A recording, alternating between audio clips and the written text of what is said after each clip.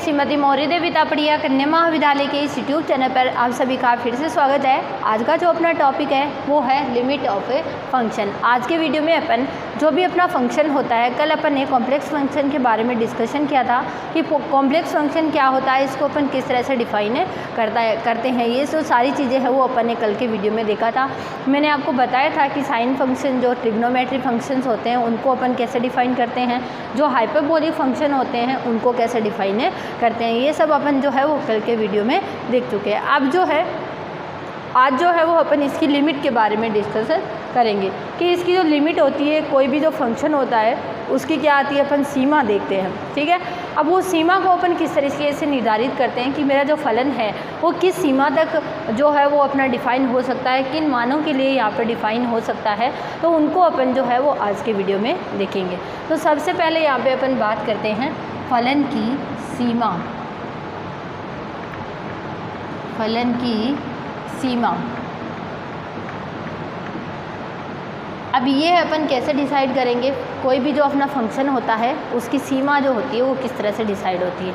तो कोई एक पर्टिकुलर बिंदु जो अपन कॉम्प्लेक्स फंक्शन के लिए उठाते हैं, ठीक है, कॉम्प्लेक्स फंक्शन का ये एक बिंदु जो होता है वो इस फलन की क्या कहलाएगा, सीमा कहलाएगा। यदि उसके लिए एक कंडीशन रहती है, नॉर्मली अपन इस जो डेफिनेशन होती है इसको अपन रियल एनालिसिस के अंदर भी पढ़ते हैं, और रियल एनालिसिस के अंदर अपन इसको एप्सिलॉन डेल्टा डेफिनेशन के नाम से पढ़ते हैं। बस इसी को यहाँ पे यूज़ करते हुए जो भी अपना फलन होता है, चाहे वो रियल फंक्शन हो चाहे वो अपना कॉम्प्लेक्स फंक्शन हो, दोनों टाइप के फंक्शन को डिफाइन करने के लिए ही यहाँ पर अपने अल्फ़ा डेल्टा जो डेफिनेशन होती है, सॉरी एप्सिलॉन डेल्टा डेफिनेशन होती है, उसको यहाँ पर यूज़ किया जाता है। उसी का अपन यहाँ पे यूज़ करते हुए अपन यहाँ पर देखते हैं। तो देखिए अपन उसकी डेफिनेशन लिखेंगे तो किस तरह से लिखेंगे, ठीक है। यहाँ पे अपन पहले फंक्शन के बारे में लिखते हैं कि मेरा फंक्शन जो है वो किस तरह से डिफाइन है। माना f ऑफ z एक मानी फंक्शन है, एक मानी फलन। मैंने कल आपको बताया था सिंगल वैल्यूड फंक्शन, किसी एक पर्टिकुलर पॉइंट पर अपने को सिंगल वैल्यू अगर फाइंड आउट होती है तो उसको अपन सिंगल वैल्यूड फंक्शन बोलते हैं। और किसी दो पॉइंट के लिए अपने को बहुत सारे मतलब एक जैसे ही रिज़ल्ट अपने को मिलते हैं फंक्शन के लिए, तो अपन उसको बहुमानी फलन बोलते हैं। ये अपना एक मानी फलन होता है, इसमें एक पॉइंट के रिज़ल्ट अपने को एक ही मिलता है, यहाँ पे बहुत ज़्यादा नहीं मिलते हैं। तो ये देखिए f ऑफ z जो है वो एक मानी फलन है, यहाँ पे अपने लिया हुआ है, ठीक है। तथा z इक्वल टू z0 के प्रतिवेश यानी नेबरहुड, ठीक है, प्रतिवेश z इक्वल टू z0, यहाँ पर एक पॉइंट है, इस पॉइंट के प्रतिवेश में इसको क्या किया गया है, डिफाइन किया गया है, प्रतिवेश में परिभाषित है।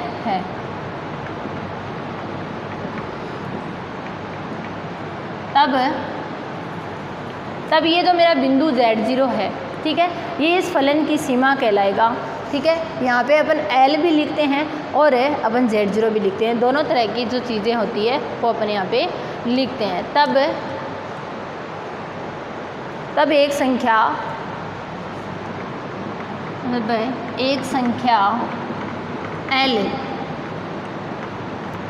L f ऑफ z की z इक्वल टू z0, ठीक है।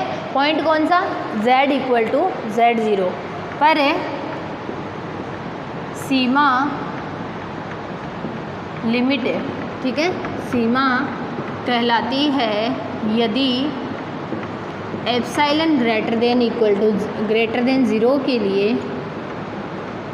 एक संख्या, एक ऐसी संख्या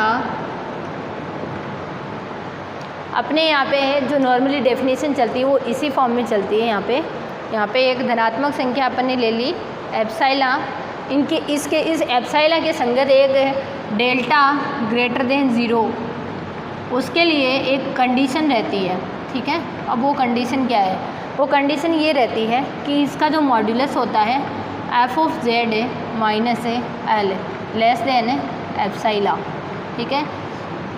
ये तो क्या होना चाहिए, मेरा लेस देन एप्सिला होना चाहिए। और जो किस कंडीशन में, जब z माइनस z0 का जो मॉड्यूलस है वो क्या होगा, 0 से डेल्टा के बीच में होगा।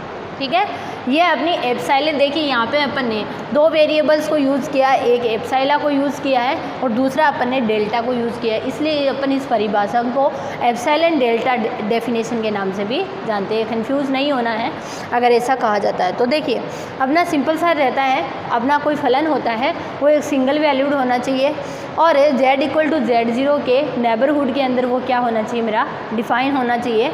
तब L जो है, ये पर्टिकुलर L लिमिट जो होती है उसको अपन ने स्मॉल l से दिखा दिया। L जो है वो f ऑफ z की z equal to z0 particular point की बात हो रही है, इस पॉइंट की बात हो रही है z इक्वल टू z0, जिसके नेबरहुड में वो डिफाइन है उसी के नेबरहुड के अंदर ये L जो है वो प्रेजेंट होगा। ठीक है, इसकी सीमा कहलाती है यदि एप्साइला ग्रेटर देन 0 के लिए एक डेल्टा इस तरह से विद्यमान होता है कि अपन ये लिख सकते हैं कि modulus of f of z minus l less than epsilon, किस कंडीशन में, जब z माइनस z0 जो है वो किससे लेस देन होना चाहिए, डेल्टा से लेस देन होना चाहिए। ये मेरी जो सिंपल सी है वो इसकी डेफिनेशन रहती है। अब इसको दिखाने के कुछ और भी तरीके होते हैं। अगर इसको अपन नॉर्मली लिखना चाहें तो ऐसे भी लिख सकते हैं,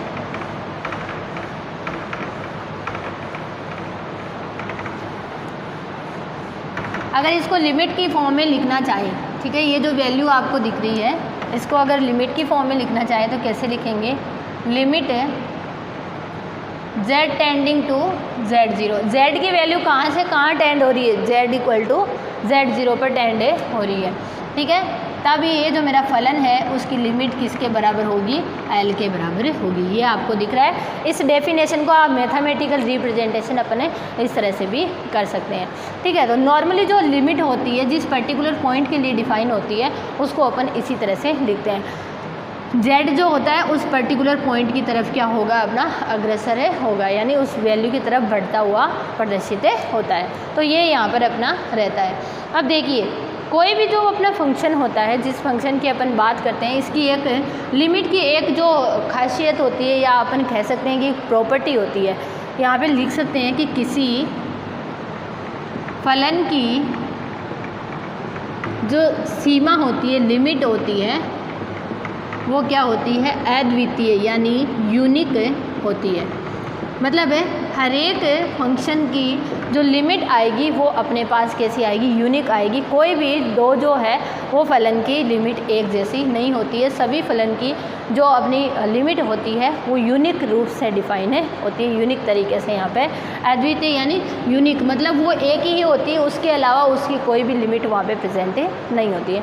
क्लियर होगी मेरी बात। अब लिमिट की कुछ प्रॉपर्टीज़ अपन ये जो है वो यहाँ पे देखेंगे कि इसके लिए अपन लिमिट के लिए अगर अपन संक्रियाओं को देखना चाहें, ठीक है, संक्रिया जैसे जोड़, बाकी, गुणा, भाग, उसको अपन इन फलनों के आधार पर किस तरह से अपन अप्लाई कर सकते हैं उसको भी यहाँ पर अपने देख लेते हैं। ठीक है, लिमिट पर अपने जो है वो ऑपरेशंस ऑपरेट करवाएंगे। अब देखिए यहाँ पे पहली जो है उसको अपन लिख सकते हैं, यदि मैं मान लेती हूँ, माना इसमें अपन कोई दो फलन जो है वो लेके चलेंगे, ठीक है, और उन दोनों फलन के अपन जोड़, बाकी, गुणा, भाग के लिए अपन लिमिट को देखेंगे। Limit z tending to z0 पे फलन है f ऑफ z की जो वैल्यू लिमिट है वो क्या आती है, मेरी a आती है। ठीक है, और इसी पॉइंट पे जो मेरा कोई दूसरा फलन है, लिमिट है z टेंडिंग टू z0, फलन है मेरा gz। ठीक है, ये मैंने कोई दूसरा फंक्शन लिया है और इसकी लिमिट मेरे पास में कितनी आ रही है, कैपिटल B आ रही है। क्लियर होगी मेरी बात अच्छे से। तो आप देखिए पहली संक्रिया अगर अपन करवाते हैं इसके लिए, योग के लिए, अगर मैंने इस तरह से लगाया, limit z tending to z0 f of z plus g of z, मतलब दोनों फलन का अगर मैंने क्या किया, यहाँ पे जोड़ किया। ठीक है, तो यहाँ पे मेरा किस तरह से लिखा जाएगा, मैं जोड़ और बाकी दोनों के लिए एक साथ लिख देती हूँ। यहाँ पे दोनों का दिखाने का है कि अगर जोड़ का साइन होगा, एडिशन का होगा तो एडिशन लिख देंगे, सब्ट्रैक्शन का होगा तो अपन सब्ट्रैक्शन कर देंगे। ठीक है, तो इसको अगर अपन लिमिट को दोनों पॉइंट्स पे खोलते हैं तो एक पर तो खुलेगा एफ ऑफ जेड के साथ, फिर प्लस माइनस, फिर ये किसके साथ खुलेगा, जी ऑफ जेड के साथ। अब देखिए अपन ने अभी बताया है कि जो मेरे लिमिट एफ ऑफ जेड है, ठीक है, वो क्या है, मेरी ए है और ये वाली क्या है, मेरी बी है। इस तरह से ये मेरी लिमिट जो होती है वो डिफाइन हो जाती है इजीली। ठीक है, ये तो हो गई अपनी इसकी बात। अब अगर अपन बात करते हैं यहाँ पर है किसके लिए, मल्टीप्लाई के लिए, लिमिट है z टेंडिंग टू z0। अगर मैंने दो फलनों को, इन दोनों फलन को क्या करवाया है, मल्टीप्लाई करवाया, तब इसकी लिमिट जो है वो कैसे डिफाइन होगी। तो देखिए लिमिट को पहले तो मैं क्या करती हूँ, अलग अलग कर लेती हूँ दोनों पे। एफ ऑफ जेड मैंने अलग कर दिया और ये दूसरा जो है limit z tending to z0 और ये क्या है, जी ऑफ जेड। तो ये क्या आ जाएगा, ये कितना आता है अपना, a आता है और ये कितना आता है, b। तो यहाँ पर आ जाएगा a डॉट b। क्लियर होगी मेरी बात। तो इस तरह से यहाँ पर अपने लिख सकते हैं।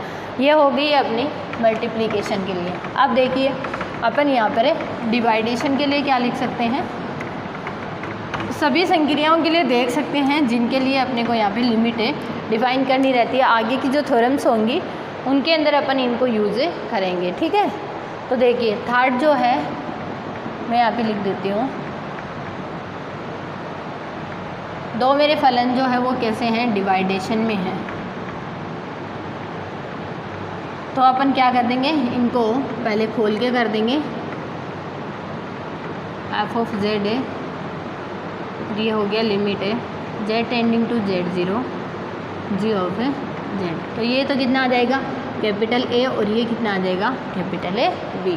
इस तरह से यह फाइंड आउट हो जाएगा। तो अपना क्या आ जाएगा, A/B जो है वो यहाँ पर आ जाएगा। अब जो है वो इसकी लास्ट प्रॉपर्टी रहती है, वो किसके लिए अपन देखते हैं, अगर इसका मॉड्यूलस ले लिया जाए, जो भी फलन अपन ले रहे हैं, अगर मैं जो फलन है उसके अंदर मैं z की जगह z बार यूज़ करती हूँ तो मेरी इस पर क्या डिफ़ाइन होगा, ये क्या फ़र्क पड़ेगा। तो यहाँ पे आएगा लिमिट है z tending to z0 f of z की बार। ठीक है, जब इस तरह से अगर अपनी लिमिट डिफ़ाइन होए, ठीक है, तो जो पहले लिमिट आ रही थी उस पर भी क्या लग जाएगा, बार लग जाएगा। क्लियर हो गया। तो इस तरह से यहाँ पे अपन लिमिट के लिए ये जो एप्लीकेशंस होती है, प्रॉपर्टीज़ होती है, उसको यहाँ पर डिफाइन कर सकते हैं। तो स्टूडेंट ये था अपना आज का वीडियो जिसमें अपन ने लिमिट ऑफ फंक्शन को डिस्कस किया है। आई होप आपको ये समझ में आया होगा। आप इस वीडियो को ध्यान से देखना और कुछ भी नहीं समझ में आता तो मेरे साथ शेयर करना। Thank you so much.